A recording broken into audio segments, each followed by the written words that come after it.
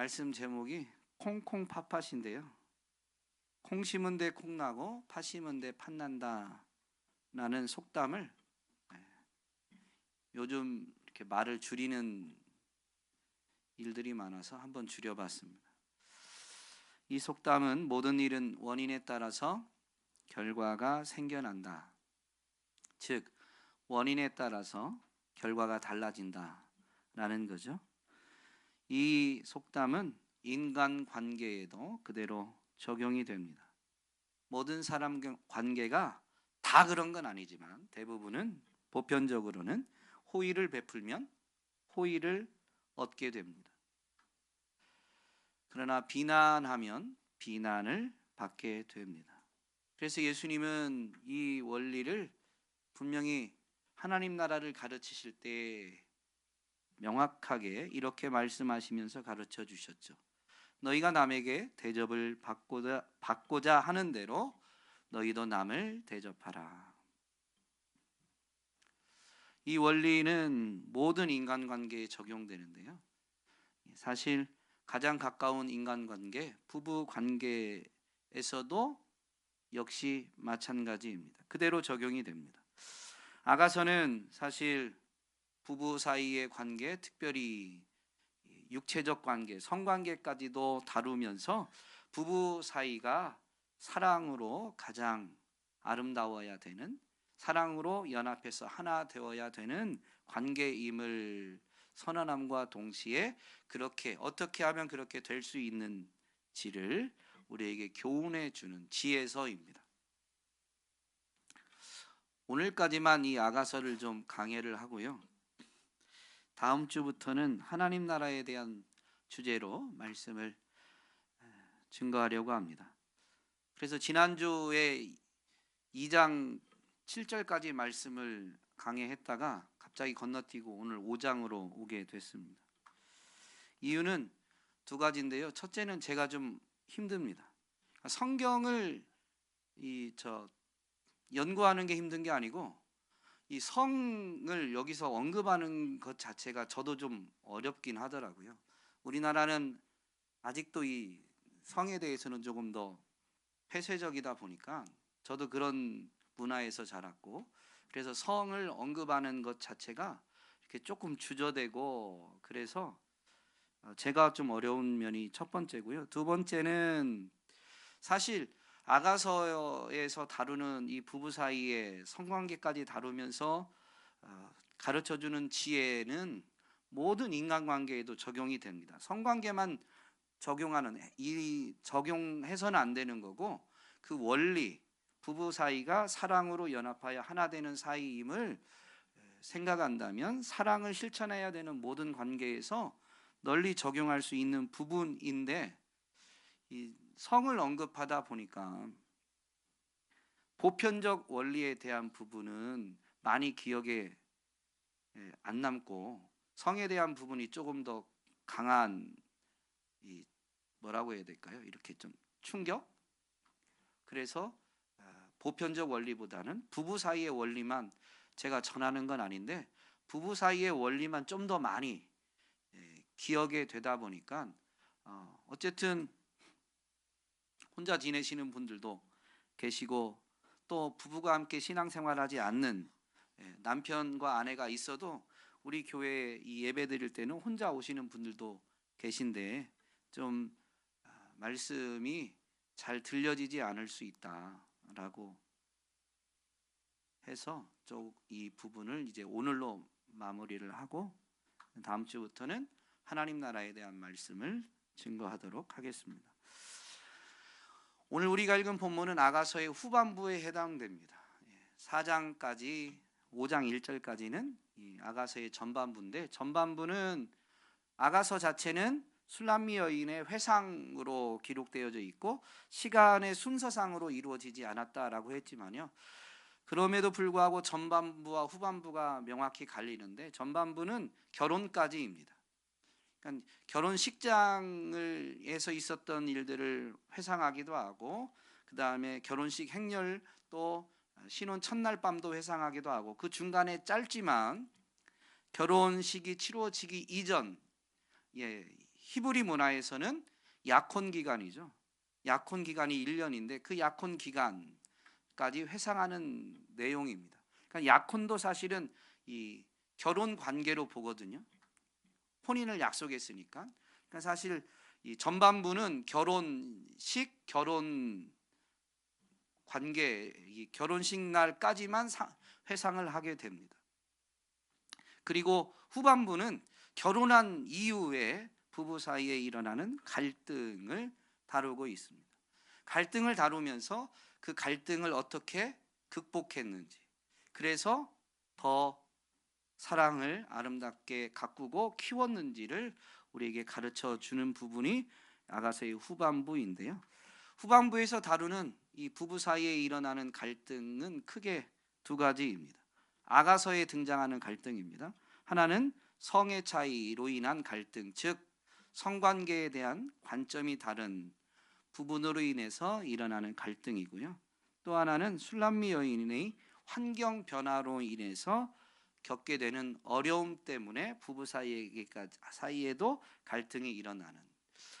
술람미 여인이 사시는 레바논 산기슭 출신이죠. 시골 처녀입니다. 그런데 이 이스라엘 나라의 수도인 예루살렘, 그것도 왕궁 안에 거하게 되면서 낯선 곳에서, 아는 사람도 없는 그곳에서 이제 신랑과 함께 지내면서 겪게 되는 이 어려운 부분들, 그 부분을 다루고 있습니다. 그래서 병으로 지면 마치 향수병이 걸린 것처럼 이 술람미 여인이 어려움을 겪게 되는데요. 그것이 부부의 사이에 결국 갈등까지도 이어지게 됨을 후반부에서 다루고요.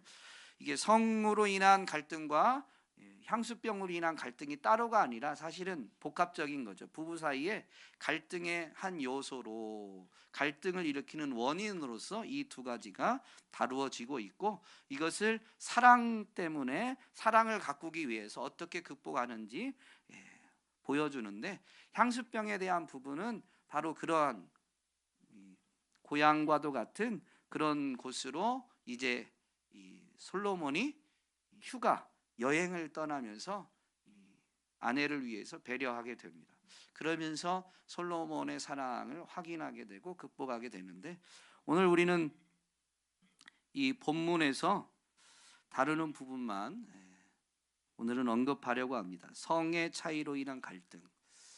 근데 그 전에 이제 아가서를 끝내야 되니까요. 여러분, 환경 변화로 인해서 겪는 이 어려움은 남자보다 여자가 훨씬 큽니다. 남자들은 지난주에 말씀드렸죠. 굳이 따지자면 남자가 고등생물이에요, 여자가 고등생물이에요? 네? 여자가. 그거는 여자들은 생각하는 게 많다는 거죠. 남자는 생각이 그렇게 많지 않습니다. 제가 고등학교 때부터 자취를 했는데요.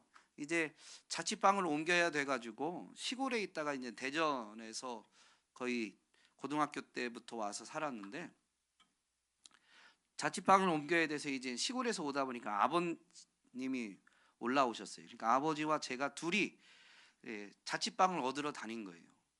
그래서 몇 군데 보고 길가에서 가깝고 그 버스 정류소도 근처에 있고 그래가지고 그냥 야 여기 좋다. 그리고 계약을 하고 갔다가 이제 나중에 이제 짐을 옮기면서 어머니도 같이 왔죠. 엄마 여기가 새로 계약한 집이야. 그러고 문을 여는 순간부터 아버지와 제가 죄인이 돼가지고 그냥 햇빛도 안 드는데 뭐 수도는 틀어봤냐? 그러면서 어머님이 이제 이 싱크대 수도를 틀었는데 물이 콸콸콸 나와야 되는데 쫄쫄쫄 나오는 거죠. 도대체 이제 아버지한테 더 뭐라고 하시더라고요. 도대체 당신은 집을 본다고 가가지고 뭘 본 거냐? 그래가지고 막 그 집의 구조도 뭐 어떻다 하느니 막 하나부터 열까지, 아니 우리는 좋다고 아버지랑 골랐는데 하나부터 열까지 혼만 나고 갔어요. 그냥 그 뭐라고 해야 될까요?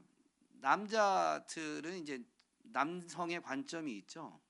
그냥 자기 주어진 일을 하기에 좀 괜찮은가. 그러니까 도로에서 가깝고 버스 정류소도 근처에 바로 있고 야, 여기 좋다. 그냥 이렇게 딱 너무 쉽게 결론을 내린 거죠.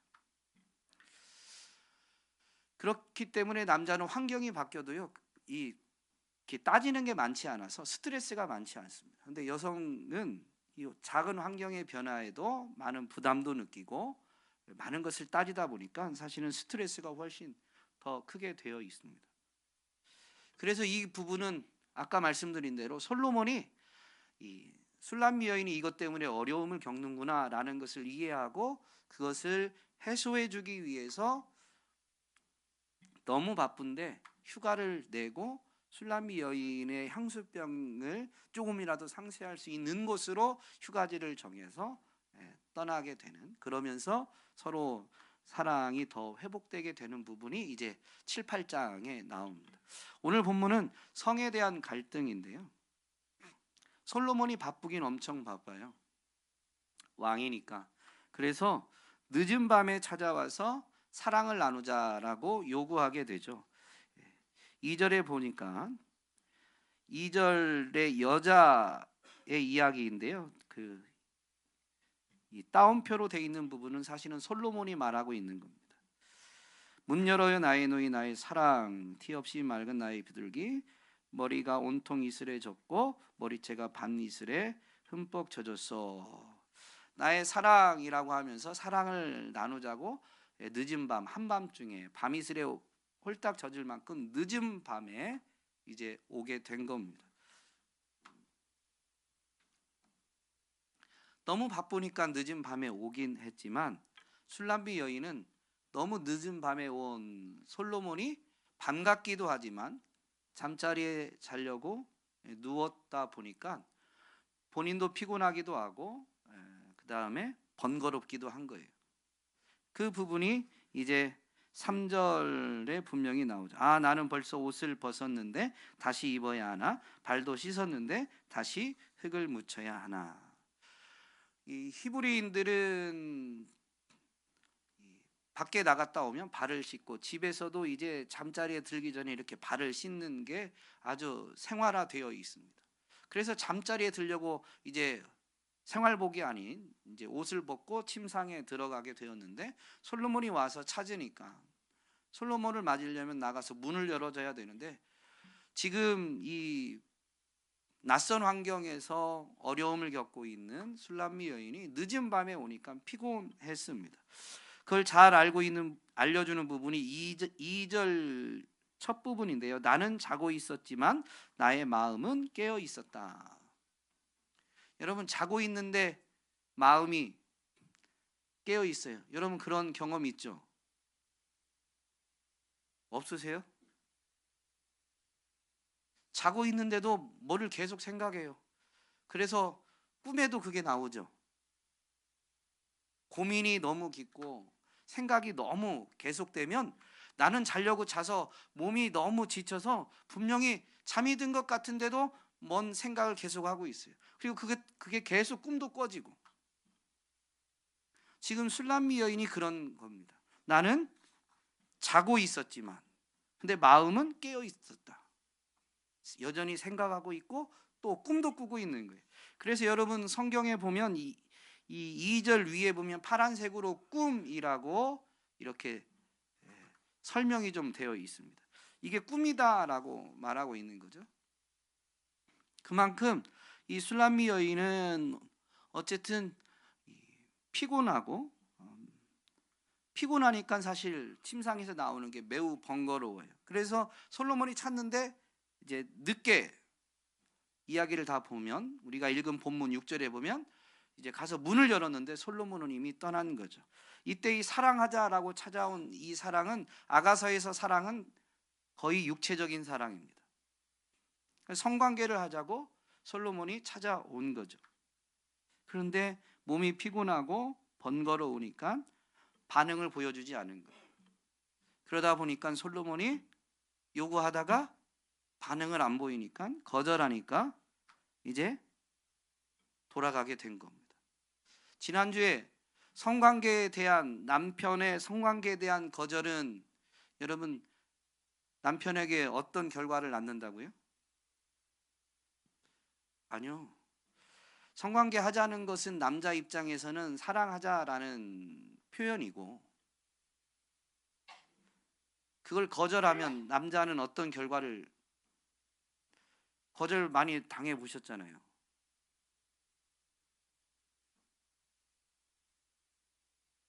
아무도 이럴 때 내색을 안 해요. 참. 저는 많이 당해봤습니다. 근데 당해보면 나중에는 이제 부부 학교 갔다 와서는 그걸 솔직하게 얘기했어요. 거기서도 설명을 해줘요. 그게 거절당하면 나라는 존재가 무시당하는 기분이 드는 거죠. 그걸 표현할 수 있는 유일한 사람이 아내예요. 그리고 그걸 했는데 제가 지난주에 설명을 드렸잖아요. 생물학적으로, 요즘은 사회 기능적으로는 남성의 역할이 따로 있지 않아요. 고대 사회에는, 꼭 고대가 아니래도 한두 세대 전만 해도 남성은 바깥에서 경제활동, 여성은 안에서 가정을 돌아보는 일들, 이렇게 역할이 좀 분담이 돼 있었죠. 그러다 보니까 이 사회 기능적 역할을 잘 해도 남성으로 인정받아요. 근데 요즘은 경제활동을 남자만 하지 않아요. 여성도 하니까. 그게 잘못됐다라는 걸 말하는 게 아니라, 그러다 보니까 남자가 밖에서 경제활동해서 온 것으로 남성으로서 인정받고 존중받는 경우가 없게 된 거죠. 그러면 사실 이제 생물학적인데요. 생물학적으로는 결혼 이후의 남성은 내가 남자다라는 것은 성관계를 통해서만 확인이 되는 거예요. 설명을 드렸잖아요. 여성은 모유 수유, 그 다음에 폐경 등 신체 변화가 계속 있어요. 결혼 이후에 남성은 신체 변화가 없어요. 뭐 주름 생기고 뭐 이렇게 근육이 좀 빠지고 이런 거 말고, 성장기 때 어떤 그 1차 성징, 2차 성징이라고 말하는 그런 남성, 여성으로서의 신체적 변화가 결혼 이후에는 없어요. 그런 남성이 남자로서 인정받고 존중받는, 확인하는 거죠.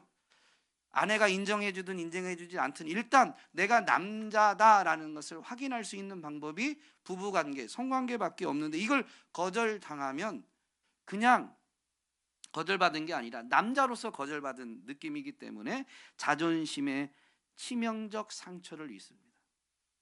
그 치명적 상처가 죽음에 이르게 하진 않는데요, 남성성을 점점 죽입니다. 이게 몇 번 반복하면요, 남자가 어깨가 처지고 자신감도 없어지고 활력도 없어집니다.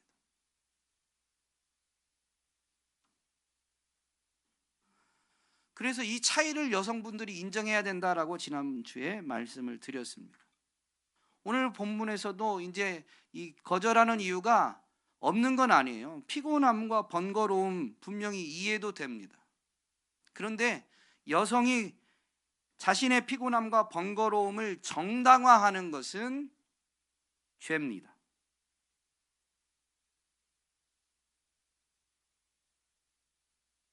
아멘은 아무도 안 하시죠.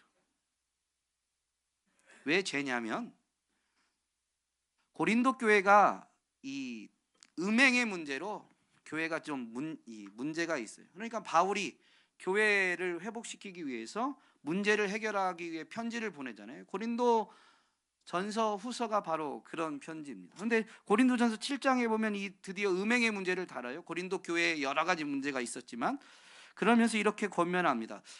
교회 안에 있는 음행의 문제를 해결하는 방법은 뭐냐면요, 부부관계를 잘 갖는 거예요. 무슨 얘기냐면 남자들이 외도하는 이유는 아내가 성적 관계를 충족시켜주지 않아서입니다. 정말로 주 안에 있는 사람, 하나님의 사랑을 알고 정말로 사랑해서 결혼한 사람이라면요, 아내가 이 자존감을 세워주고 그 성적 관계를 잘 받아주고 칭찬해주면 남자는 절대 밖에 나돌지 않습니다. 그래서 이렇게 권면하죠. 남편은 아내에게 남편으로서의 의무를 다하고 아내도 그와 같이 남편에게 아내로서의 의무를 다하도록 하십시오. 지금 이 의무는 음행의 문제에 관련해서 주는 해결책이에요. 그래서 여기서 말하는 의무는 부부 관계에 있어서 남편은 아내에게 의무가 있고 아내는 남편에게 의무가 있다라는 의미입니다. 그래서 그 뒤에는 이렇게 더 명확히 설명하죠. 아내가 자기 몸을 마음대로 주장하지 못하고 남편이 주장합니다. 마찬가지로 남편도 자기 몸을 마음대로 주장하지 못하고 아내가 주장합니다. 여러분, 이런 말씀을 전하면 그렇게 설교 이후에, 예배 이후에 하시는 분들이 있어요. 오늘 목사님 설교 들었지? 당신 들으라고 한 얘기야. 여러분, 하나님 말씀은 남에게 적용시키는 게 아니에요. 나에게 적용시키는 거예요. 나에게 적용시키는 겁니다. 그래서 남자분들은, 오늘 제가 남자다 보니까 남성분들에게 더 말씀드리면요, 오늘 설교 잘 들었지? 하고 하면서 부부관계를 요구하는데 아내가 거절했을 때 죄다 막 이렇게 비난하고 정죄하시면 안 됩니다. 솔로몬은 잘못이 없느냐? 여러분, 솔로몬은 너무 늦은 밤에 찾아와서 부부관계를 요구했죠. 물론 솔로몬이 너무 바쁜 것은 납득이 되는 부분이에요. 그러나 그것이 절대 선이 될 수는 없습니다. 그것이 반드시 정당화되어질 수는 없어요. 자기 몸을 자기가 주장하는 게 아니니까. 이 원리를 따져보면 정말로 피곤함 때문에 거절하는 것도 우리는 점검해야 될 게 뭐냐면요, 내 이기심 때문에 내가 너무 나만 생각하면서 이렇게 한 건 아닌가, 이렇게 점검해야 돼요. 남편들도 물론 바깥 활동이나 그래서 늦은 밤에 혹시 이런 이유처럼 늦은 밤에 했는데 거절되었을 때 왜 아내는 내게 의무를 다하지 않나, 이게 아니라 내가 너무 아내의 피곤함을 외면한 채 늦은 밤에 이렇게 요구하, 이게 나는 사랑하자고는 한 건데 그런데 혹시 이게 내 이기심은 아닌가, 이렇게 점검을 해야 되는 거죠. 여러분, 사랑의 관계에서는 갈등은요, 한쪽이 일방적으로 잘못해서는 일어나지 않습니다. 사랑의 관계에서 한쪽이 명백하게 잘못했다라고 하면요, 그 사람은 내가 잘못했다고 시인할 수밖에 없어요. 너무 명백하니까. 그러면 사랑의 관계는 잘못을 인정하면 어떻게 돼요? 제 질문이 어려워요? 사랑하는 관계예요. 부모와 자녀든 부부든 사랑의 관계에서 너무 명백하게 실수했어요. 잘못했어요. 그래서 와서 미안해, 내가 잘못했어, 다시는 안 그럴게. 그러면 여러분, 사랑하는 사이라면 벼룩도 낯짝이 있지 어디다 대고 와가지고 미안하다고 그래? 나가! 이러십니까? 사랑의 관계면요, 잘못했다, 미안하다라고 하면 속상하지만 받아주는 거죠. 그래서 엄밀히 말하면 한쪽이 일방적으로 잘못한 사랑의 관계에서는 갈등이 안 생깁니다. 손뼉도 마주쳐야 소리가 납니다. 여러분, 부부 사이에 성 문제 때문에 갈등이든 다른 문제 때문에 갈등이든 우리의 타락한 본성이요, 잘못이 50대 50을 이런 얘기가 아니라 어쨌든 잘못을 부분적이지만 둘 다 하고 있으면요, 사람의 타락한 본성은 내가 잘못했다고 시인하기보다는 상대방의 잘못을 지적하려고 합니다. 그래야 내 잘못이 감춰지거든요. 이게 우리의 타락한 본성이에요. 그래서 자꾸 남을 지적하고 비난하게 됩니다. 그러면 내게도 잘못이 있으니까 상대방은 어떨까요? 자기가 잘못한 걸 알면서도 그걸 시인하기보다는 그 지적에 도리어 더 격분하면서 지는 잘못 없나 그러면서 무슨 소리냐 그러면서 더 언성을 높이고 너는 뭐 잘못하지 않았냐, 그리고 자꾸 잘못한 것을 지적합니다. 여러분, 콩 심은 데 콩 나고 팥 심은 데 팥 납니다. 남의 잘못을 지적하고 비난하고 정죄하면 여러분 뭐가 돌아온다고요? 똑같습니다. 지적과 비난과 정죄가 돌아오게 돼 있어요. 그러면 이게 자꾸 왔다 갔다 하면 여러분 갈등이 싸움이 되는 거죠. 그냥 미안하다 한마디면 모든 게 끝날 게 피 튀기는 전쟁이 되기도 합니다. 냄비 뚜껑 날아다니고 쌍욕이 막 왔다 갔다 하고. 제가 시간이 너무 없어가지고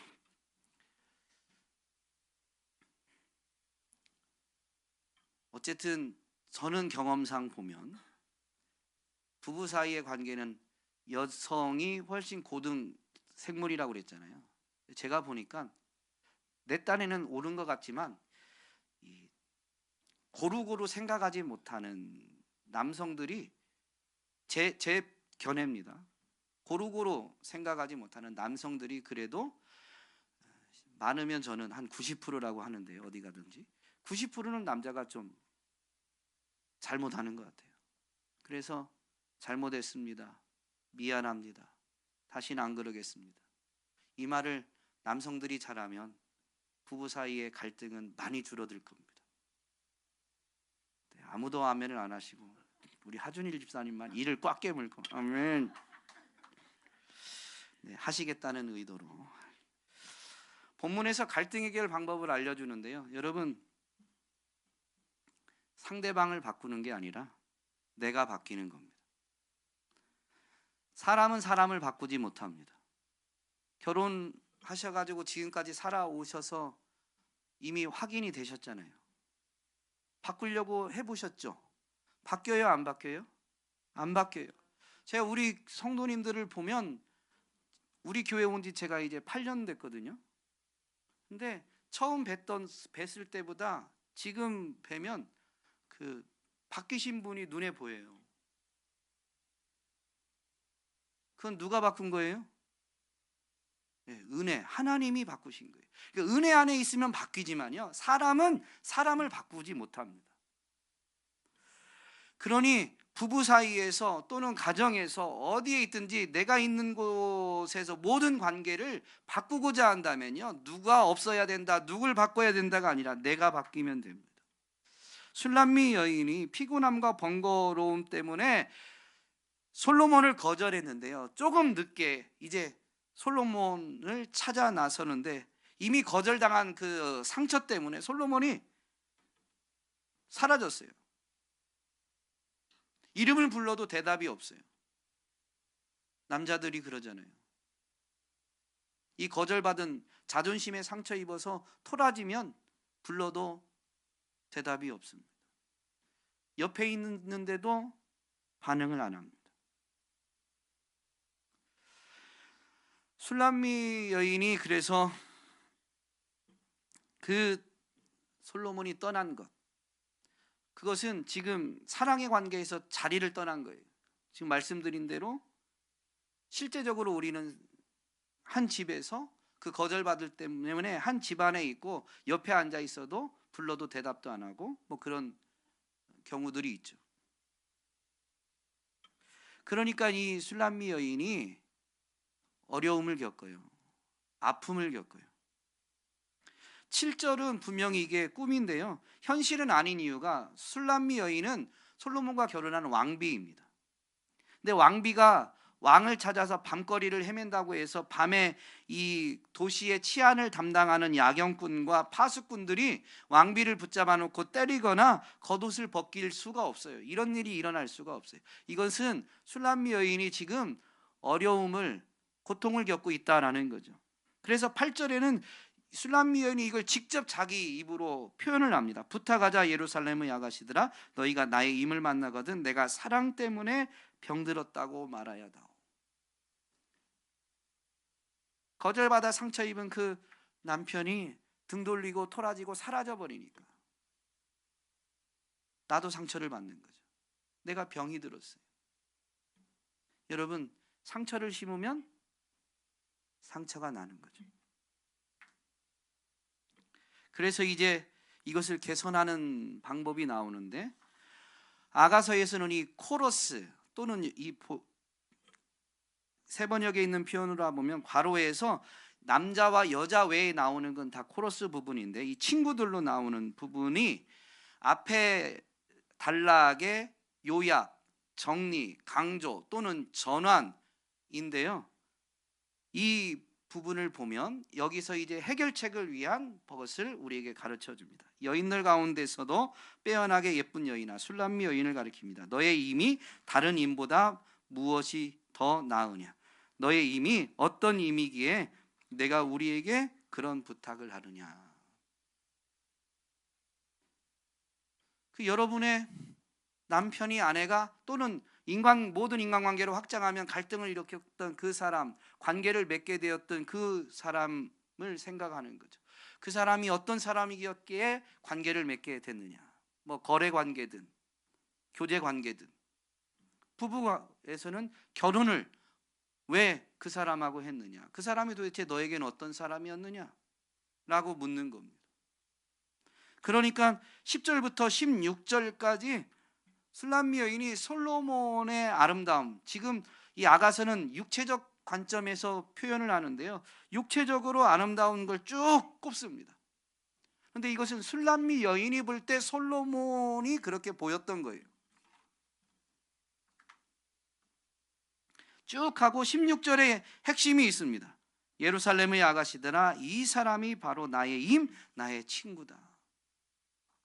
무슨 얘기냐면요, 솔로몬이 밤에 찾아왔을 때는 거절했지만 생각해 보니 그때는 피곤하고 번거로워서 거절하고 지금 등 돌리게 됐지만 생각해 보니, 내가 이 사람과 결혼한 걸 생각해 보니 이 사람은 내게 너무 좋은 사람, 아름다운 사람이었다. 그래서 뭐라고 하냐면, 아가씨들아, 이 사람이 내 남편이야. 무슨 얘기예요? 내 남편 좋은 사람이야. 자랑하는 거예요. 여러분, 관계 회복에 있어서요, 지금은 갈등이라도 그 사람의 좋은 점을 찾고 그 사람의 좋은 점 때문에 그 사람을 지지하고 자랑스러워하면요, 관계가 회복이 됩니다. 또 6장 1절에 친구들이 또 나와요. 또 다른 질문을 던져요. 여인들 가운데서도 빼어나게 아리따운 여인아, 너의 임이 간 곳이 어디냐? 임이 어디를 갔느냐? 이건 무슨 얘기냐면요, 늦은 밤에 왔었거든요. 솔로몬은 도대체 어디를 돌아다니다가 그렇게 왔느냐? 솔로몬은 왜 밖에서 그렇게 했느냐? 그래서 술람미 여인이 이 질문에 대한 답을 찾아보니까 자기 임은 목자예요. 즉 나라를 다스리는 왕이라는 거죠. 그래서 6장 2절 후반부에 보면 그 동산에서 양떼를 치면서 나리꽃을 꺾고 있겠지. 양떼를 쳤다는 거죠. 이스라엘의 왕으로서 국정을 돌보는 일로 너무 바빴다라는 걸 본인도 알아요. 3절은 뭐라고 하냐면, 나는 임의 것, 임은 나의 것. 임은 나리꽃밭에서 양을 치네. 이때는 양떼가 아니고 양이에요. 이때 양은 자기 자신입니다.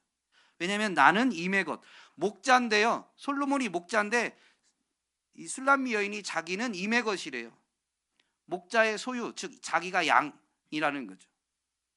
근데 솔로몬은 이스라엘의 양떼를 치기도 하지만 나를 치는, 나에게는 목자다라는 의미죠. 목자는 이 양을 칠 때 무슨 일을 해요?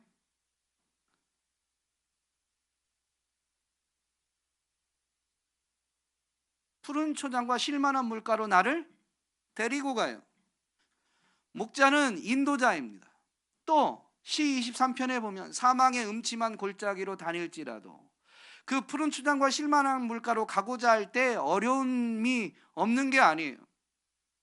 심지어 푸른 초장과 쉴만한 물가에 데려놔도 위험이 완전히 없어진 건 아니죠. 맹수가 언제 와서 먹이의 시선을 빼앗겨 가지고 푸른 초장에서 먹이 먹고 쉴만한 물가에서 누워 있다가 맹수의 공격 대상이 되기도 합니다.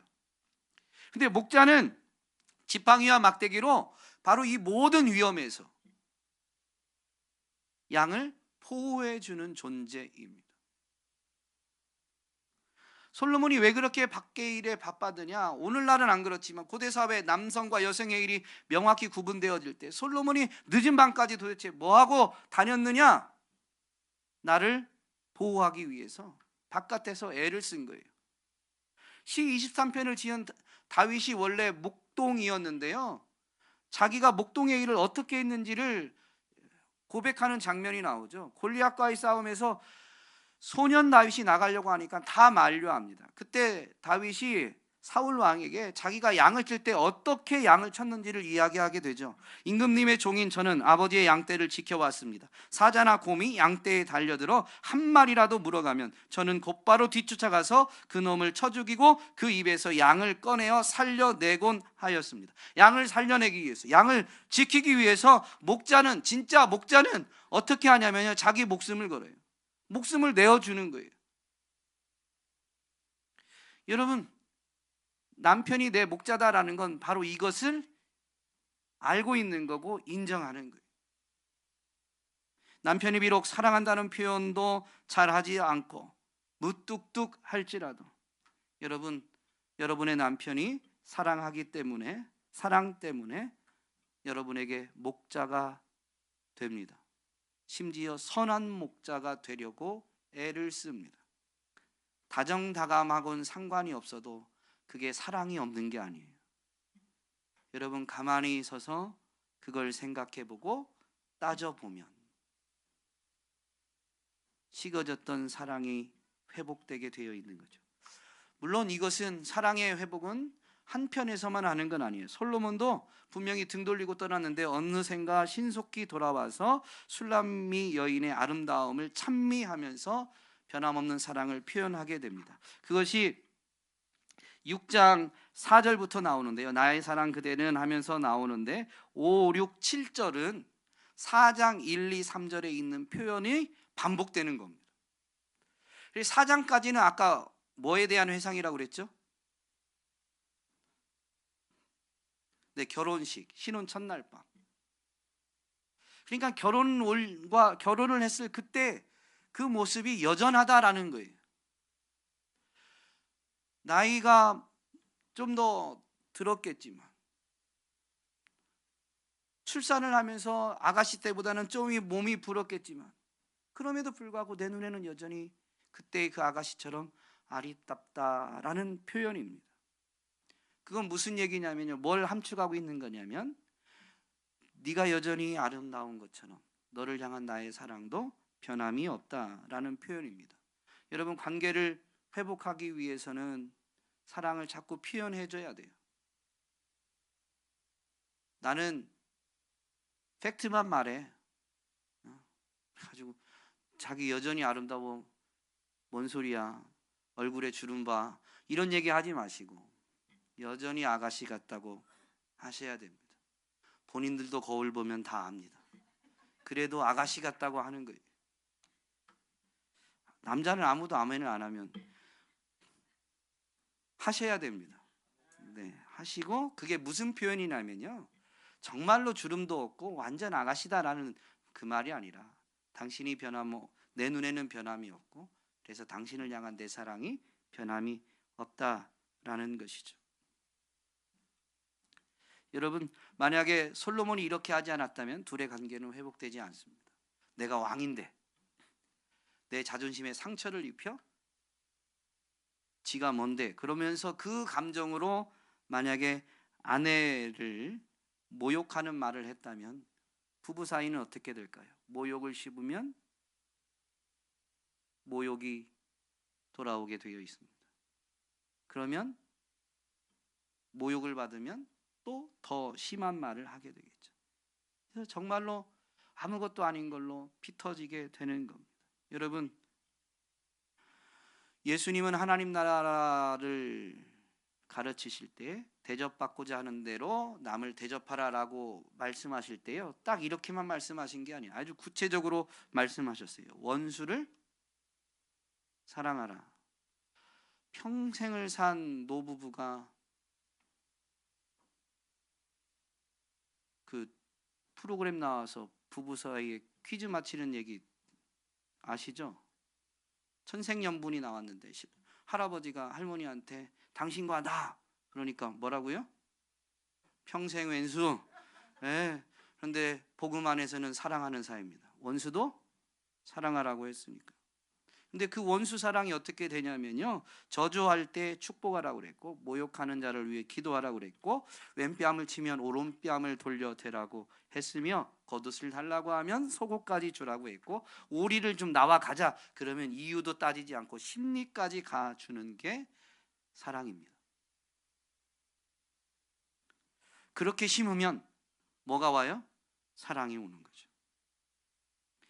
하나님과의 관계에서도 마찬가지입니다. 하나님이 행하신 일이 내 눈에 보이지 않고 내 삶에서 확인되지 않아서 우리는 하나님 계신 거 맞습니까? 하나님 선하신 분 맞습니까? 악인들은 저렇게 형통하는데 하나님 말씀대로 살려고 하는 제 삶에는 왜 하나님의 능력이 보이지 않습니까? 하나님 안 살아 계신 거 아닙니까? 그런 막 생각이 일어나잖아요. 그런데요, 하나님과 우리 관계에 친밀해진 건 언제냐면요, 그런 고백이, 그런 이 떼씀이 하나님 앞에 올려졌다가도 시편을 보면 결국엔 어떻게 바뀌냐면요, 그래도 하나님 선하십니다.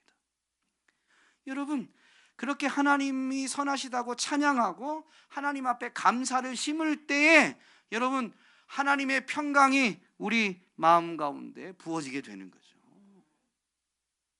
그건 부부관계에서도 마찬가지입니다. 여러분, 잊지 마시고 상대방을 바꾸려고 하지 말고 내가 바뀌면 됩니다.